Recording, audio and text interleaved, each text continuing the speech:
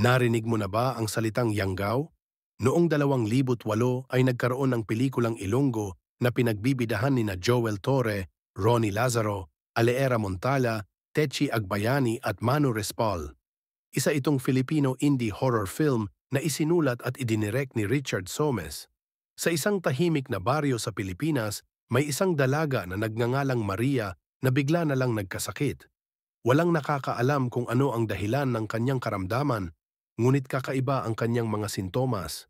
Magigising siya sa kalagitnaan ng gabi, sumisigaw sa sakit habang tila baluktot ang kanyang katawan sa hindi natural na paraan. Ang kanyang balat ay pumupusyaw, namumula ang kanyang mga mata at nararamdaman niya ang matinding pagnanais na umalis ng bahay tuwing pinakamadilim na oras ng gabi. Labis na nababahala ang kanyang pamilya at humingi sila ng tulong sa lokal na albularyo. Sinabi ng albularyo na maaaring yanggaw ang dinaranas ni Maria, isang bihirang kondisyon na nagiging sanhi ng pagiging aswang ng isang tao, isang nilalang na kumakain ng laman ng tao. Binalaan sila na kung magpapadaig si Maria sa pagnanais na manghuli, tuluyan na siyang mawawala. Habang lumilipas ang mga gabi, lalong lumala ang kondisyon ni Maria. Patuloy na nagbabago ang kanyang katawan.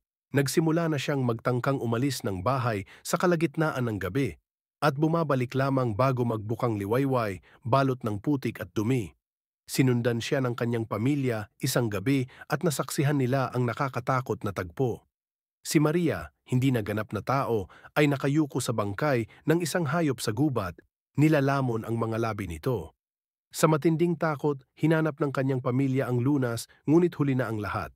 Ganap nang bumalot ang pagbabago kay Maria at tuluyan na siyang naging isang aswang.